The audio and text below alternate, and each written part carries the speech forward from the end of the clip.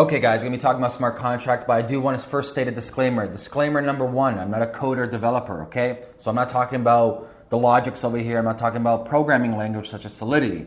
And disclaimer two, this is a non-technical video. So I'm trying to distill and synthesize all this technicality into simple language that everybody can understand. So without further ado, now the disclaimer is out there, I shall begin.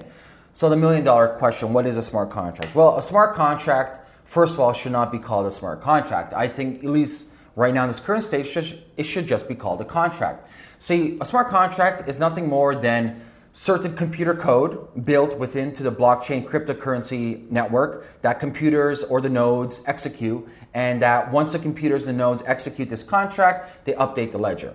So if you guys are familiar, I love working on analogies or contrasts where you can actually build your knowledge based on some pre-existing notion, such as a schema. So for example, when we talk about smart contracts, let's first relate to something that you might be well aware of already. So in marketing terms, we use something called automation, where certain tasks are executed once something is reached or once something is triggered. So for example, in email marketing, when somebody goes through your funnel, certain laws exist where if a person enters their email, they receive email 1. If they open up email 1, they receive email 2. If they open up email 2, they receive email 3. So what this refers to is IFTT, if this, then that logic. So that's what smart contract is in a nutshell. It's if this, then that logic. So if we created this code online on the blockchain, and the law states that if a person puts in money into this contract, then that will execute a next action. That next action will then send maybe a digital contract to somebody's email. And that person will get this contract, maybe sign off, and then that trigger will go back to the smart contract code on the blockchain, then execute something else. So in a nutshell, it's a domino series where you need a pre-existing event to trigger the next event. The best example when it comes to real life is a vending machine. I put in $1, that is the first trigger. That triggers the option for me to type in a code. I type in, B6. That trigger of me typing in B6 executes, a bag of chips falling from the vending machine. So that's what a smart contract is in a nutshell. It's if this, then that logic programmed onto the blockchain and run by all the computers and nodes on that system, which automatically then updates the transparent ledger that everybody can see.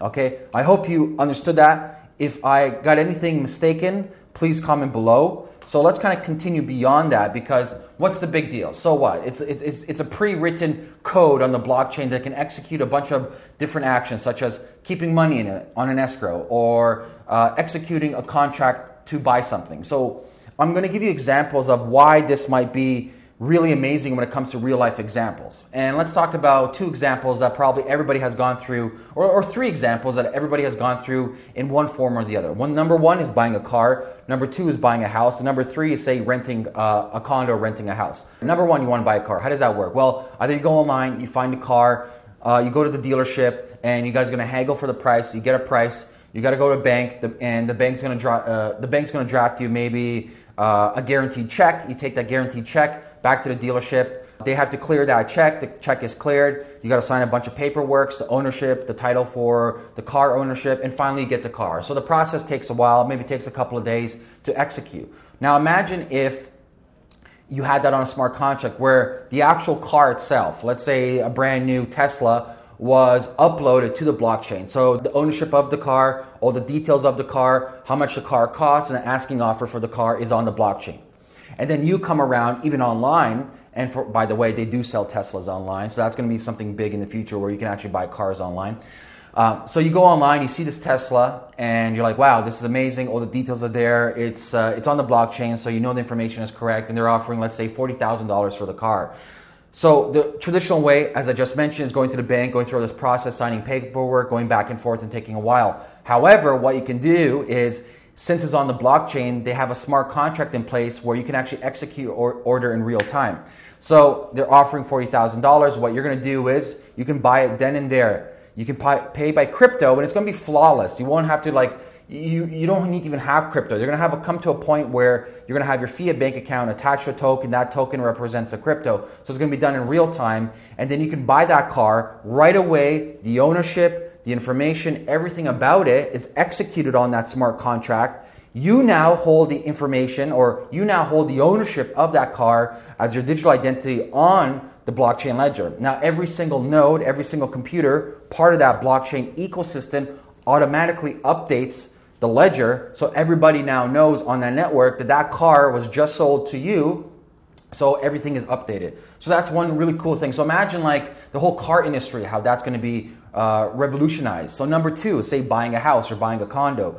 The old way is, you go there, you put a bid, you got to put a deposit down, then you get the ownership paper, then you got to go check if the ownership is legit. You got to go a lawyer and pay the lawyer to sign off to make sure there's no liens against the house, to make sure that this is the actual authentic ownership paper of the house. Then you got to go back, then you got to go bank, then try to go get a mortgage. So the whole process is very long, very convoluted. Now imagine instead of that, same thing like the car, where the house originally was uploaded to the blockchain with the ownership confirmed, making sure there's no liens against the house, full transparency once you accept it, how much of the mortgage is left, everything. Every single process that we need to go through today to buy a house is already on the blockchain. Then I come around, I want to buy the house for $1 million. I put my 5% deposit vis-a-vis token or crypto online. Automatically the smart contract executes that, opens up now the information for me to see the whole history of the house. It double checks everything. I don't need to go to a lawyer. I don't need no third-party verification. It's verified already on there. Then I can actually make my purchase in real time. Now, what's cool about this, if we're thinking more out there in the future, is imagine now if 10 of us want to buy a piece of property. So now we can actually do like multi-equity buys within a house on a smart contract that executes everything towards us. And this has an exponential effect. That's one of the other amazing cool things about smart contract is multi-purpose buying, multi-signature buying, where even if I want to sell something, I can sell 1/3 of something, but for us to sell the whole piece of the pie or this property, all three of us who are legal owners have to sign off of it automatically on the smart contract. And so finally, number three, the rent. So whether you are a tenant or a landlord, there's always problems on both ends. Doesn't matter what party you're talking to. Now imagine if you're a landlord, you have a lot of, and I've gone through this process myself, you have a lot of issues with collecting money from some people. It's just fact of reality, and vice versa. Sometimes as a tenant, your landlord is garbage, treats you like shit. He's the landlord slum and the place is horrible. So there's issues on both ends. But imagine you are a landlord, and as opposed to trying to collect, say, a check every month or even cash every month, or maybe have it on the Visa, etc. Imagine having your contract, your actual monthly rental contract on a smart contract where it automatically takes a token or crypto off of that tenant of yours into your own digital wallet. And what's cool about this is as a tenant that pays on time with the smart contract, especially on the blockchain, you can actually create something called digital identity with social credibility. So the more that that individual is trustworthy, paying on time, being a good tenant, their social credit rises. And if their social credit is good, that is a lot of leverage. That individual can get better credit or get better loans. That individual might even get a reduced cost when it comes to rent because he has never faulted or she has never faulted on any rent for the last 2-3 years. So there's a lot of possibilities when it comes to the smart contracts that way. So to kind of summarize in a nutshell, a smart contract is just an agreement between a couple of multi-parties online that can be automatically executed on a transparent blockchain using whether tokens or cryptocurrencies, and you can actually involve multi-parties all at one time. So just imagine any type of contract you've done in your life physically offline, and just picture that now uploaded and implemented on the blockchain. So that's it. That's pretty much a smart contract in a nutshell. And like I said before, I was just trying to condense the technicalities or the big high-level thinkings into a small concept over here. I know I probably butchered some ideas over here, but remember, I'm trying to make this simple. If you did notice anything that didn't make sense to you, leave a comment below this video. And like always, guys, if you want me to make more videos, leave a comment on suggestions for the next videos. And have a great day. Peace.